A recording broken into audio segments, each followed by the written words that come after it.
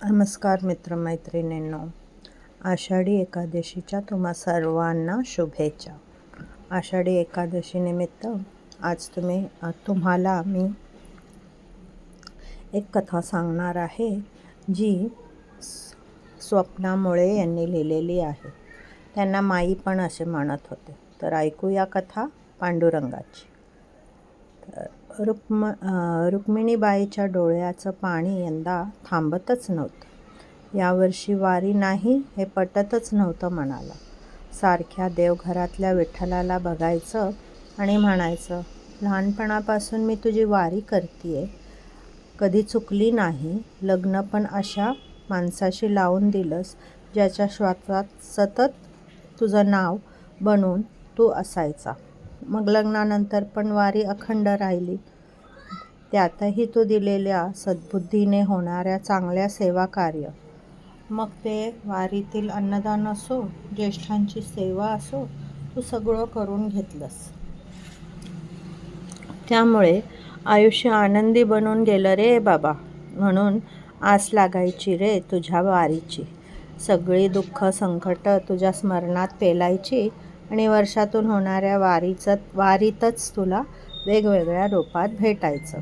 कधी हिरव्यागार शेतात शेतकरी बनून आपल्या पोटभर जेवू घालणारा तू, कधी पायात त्राण नसतानाही पावती खेळवून घेणारा तू, अडीअडचणीच्या जागी झोपलेल्या सगळ्या वारकऱ्यांच्या किर्र अंधारात संरक्षण करणारा तू, सारख्या आठवतोच रे बाबा तू. असं म्हणत रुक्मिणीबाईंनी डोळ्यात आलेलं पाणी पदरानं टिपलं. तसे विठ्ठलराव बोलले. रुक्मिणीबाई, अहो, यंदा वारी नसली तरी तुम्ही ती लोकसेवा या संकटातही करत आहात, हीच वारी समजायची. आणि तसंही आयुष्यभरही त्यांनी तुमच्या पदरात जरी लेकरू टाकलं नाही तरी अडलेल्या गरिबाच्या सरकारी दवाखान्यात येणाऱ्या बायका मोकळ्या केल्या. नोकरी झाल्यावरही छोटीशी खोली बांधून घेतलीच. आलीच अगदी गरिबाची तांड्यावरची तर तिलाही सोडवताच ना. आता खरं तर थकता तुम्ही पण तुम्हाला आजही सेवा हाच धर्म वाटतो. त्यालाच आता वारी समजायची. शेवटी आपण आयुष्यभर वारी केली म्हणजे नुसतं त्याचं नाम घेऊन चाललो एवढाच अर्थ नाही वारीचा. सत्कर्म म्हणजे वारीच असते आयुष्यात. चला, सेवा आणि वारीच असते आयुष्यात. चला, जेवा आणि झोपा आता. उद्या आषाढी. सकाळी अंगणातल्या तुळशी मंजुळा तोडायला लवकर उठायचं आहे बरं का. मोठ्या आशेने टाकत त्या उठल्या. रात्री दार लावताना त्यांनी दूरहून येणारी बैलगाडी दिसली. त्या थबकल्या. कोण असेल? गाडीतून म्हातारा उतरला. हात जोडता म्हणाला, गाडीत सुनबाई आहे. दिस भरले तिचे. पाऊस विजा सगळं कठीण.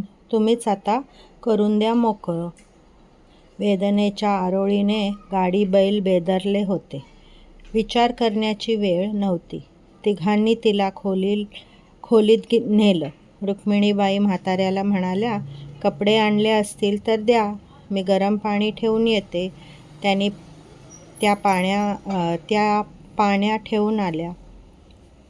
पाणी ठेवून आल्या. म्हातारा झाडाच्या आडोशाला घेऊन उभा राहिला होता आणि अंगावरचं धोतर त्याने सोडून हातात धरलं होतं.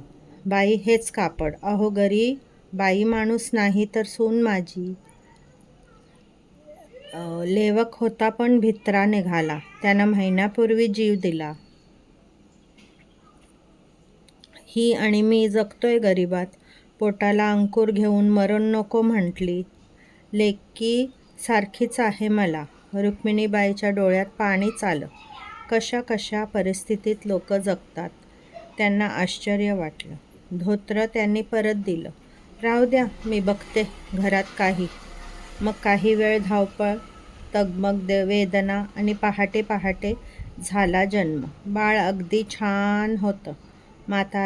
म्हातारा बाळाला बघताच म्हणाला, तू आषाढीला जन्माला आलास, आता तुझं नाव पांडुरंगच ठेवतो बघ, म्हणजे विठूचं नाम सदा मुखात येईल.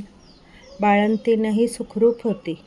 तिला चहापाणी दिलं. दोघांच्या डोळ्यातल्या धारा रुक्मिणीबाईला आभार मानत होत्या. मुकेपणेच निघताना सासऱ्यांनी बारीक घडीची 500ची नोट रुक्मिणीबाईच्या समोर धरली. नक्कीच ती फार दिवसांनी जपून ठेवली असेल म्हाताऱ्याने आपल्या सूनबाईसाठी. रुक्मिणीबाईंनी ती नाकारत, तिला चांगलं खाऊ पिऊ घाला त्या पैशात, असं म्हणतात त्या चिमुकल्या पांडुरंगाला त्यांनी वाटी लावलं. बैलगाडी दूरवर जाईपर्यंत त्या बघत राहिल्या. एकदम आलेल्या तुळशीच्या प्रसन्न वासाने त्या भानावर आल्या. विठ्ठलराव अगदी पांढऱ्या शुभ्र धोतराचा खोचा सावरत आणि हातातली मंजुळेची दुरडी झोपाळ्यावर ठेवत म्हणाले, चला, एवढे सत्कर्म केले म्हणजे पांडुरंगाने वारी करून घेतली म्हणायची. शेवटी काय हो, वारी म्हणजे नुसतं चालणं असं वाटणाऱ्यापेक्षा निरपेक्ष भक्ती सत्कर्म करायला शिकणं म्हणजे वारी. हा जो वारीचा अर्थ ज्याला गवसतो त्याला पांडुरंग मात्र प्रत्यक्ष येऊन दर्शन देतो, नाही का? हो म्हणत रुक्मिणीबाईंनी आता पदराने डोळे टिपले आणि अश्रू खालच्यासारखे वारीनं झाल्याची हळहळ करणारे नव्हते, तर ते होते रात्री विठूचे घडवलेल्या वारीचे, तुळशीच्या सुगंधाने जाणीव करून देणाऱ्या पांडुरंगाच्या दर्शनाचे. तर तुम्हाला ही गोष्ट कशी वाटली? जर तुम्हाला आवडली असेल तर तुम्ही माझ्या चॅनलला लाईक करा, कमेंट करा आणि सबस्क्राईब पण करा. धन्यवाद. भेटूया पुढच्या व्हिडिओमध्ये. आता हीच गोष्ट मी संस्कृतमधून सांगते. रुक्मिणीबाई इत्यस्याः अश्रुपातः अस्मिन् वर्षे न स्थगितवान्. अस्मिन् वर्षे वारी नास्ति इति सा विश्वासं कर्तुं न शक्नोमि स्म. सा मन्दिरे विठ्ठलं पश्यन्ती वदति स्म. बाल्यकालात् एव भवता स्वस्य वारी कदापि न त्यक्तवती. भवता तादृशेन व्यक्तिना सह विवाहः कृतः यस्य निःश्वासेः भवतः सदैव नामः आसीत्. ततः विवाहानन्तरमपि वारी अबाधितरूपेण एव तिष्ठति स्म. तदतिरिक्तं भवता प्राप्ता सत्सेवा भवतः सद्भावना सह भवतु. वारीकाले अन्नदानं, वृद्धानां सेवा भवता सर्वं कृतम्. अस्य कारणात् जीवनं सुखदं जातं बाबा. अतः एव अहं भवतः वारीम् आकाङ्क्षमाणः आसम्. अहं भवतः स्मृतौ प्रतिवर्षं घटमानायाः अहं भवन्तः भिन्नरूपेण मिलित्वा. कदाचित् भवन्तः हरितक्षेत्रेषु कृषकः भूत्वा अस्मान् शोषयन्ति स्म. अन्नं कदाचित् पादयोः बलं नास्ति चेदपि पादैः क्रीडसि. अन्धकारे सुप्तानां सर्वेषां वारिकानां रक्षणं करोषि. त्वं माम् एव स्मरसि बाबा. इति वदन् रुक्मिणीबाई नेत्रेभ्यः अश्रुपातः हस्तेन मार्जितवती. विठ्ठलराव अवदत्, अरे रुक्मिणीबाई, अस्मिन् वर्षे युद्धं नास्ति तेजपि अस्मिन् सङ्कटे अपि भवन्तः यत् जनसेवा कुर्वन्ति तत् विचर्यते.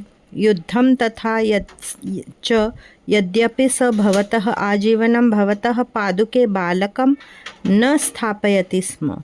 भवता अटनन्तानां निर्धनानां सर्वकार्यचिकित्सालये आगताः महिलानां मुक्तीकृता. कार्यं प्राप्य अपि भवता एतत् लघुकक्षं निर्मितं. भवतः दरिद्रतमस्य पर्वतस्य धारायां स्थितस्य भवतः समीपम् आगतः भवतः तामपि न तारयति। इदानीं भवतः वस्तुतः श्रान्तः अस्ति, परन्तु भवतः अद्यापि मन्यते यत् सेवा भवतः धर्मम् एव। इदानीं भवतः तं युद्धं मन्यते। सर्वथा यदि भवता आजीवनं युद्धं कृतं तस्य अर्थं न भवति यत् त्वं केवलं तस्य नाम वहसि। सत्कर्म जीवने युद्धं भवति। अधुना खादामः निद्रामः च। श्वः पार्थः आषाढीदिने प्राङ्गणे तुलसीम् उद्धर्तुं प्रातः उत्तिष्ठ वयम्। सा महतीं निःश्वासं कृत्वा उत्थिता। रात्रौ द्वारं पिधाय दूरतः आगच्छन्तं वृषभशकटं दृष्टवती। सा स्तब्धा अभवत्। कः स्यात्? वृद्धः कारात् अवतरत्। हस्तौ संयोजयित्वा अवदत्, याने एकः युवती अस्ति।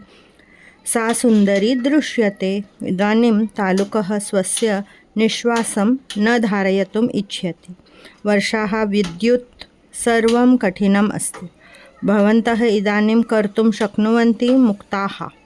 वृषभाः वेदनायाः क्रन्दनेन यानं भग्नवन्तः। चिन्तयितुं समयं नासीत्। त्रयः तां कक्षं प्रति नीतवन्तः। रुक्मिणीबाई अवदत्, वृद्धाय वस्त्रम् आनयतु। यदि अस्ति अहम् उष्णजलम् आनिष्यामि। तेन जलं गृहीत्वा आगतवन्तः।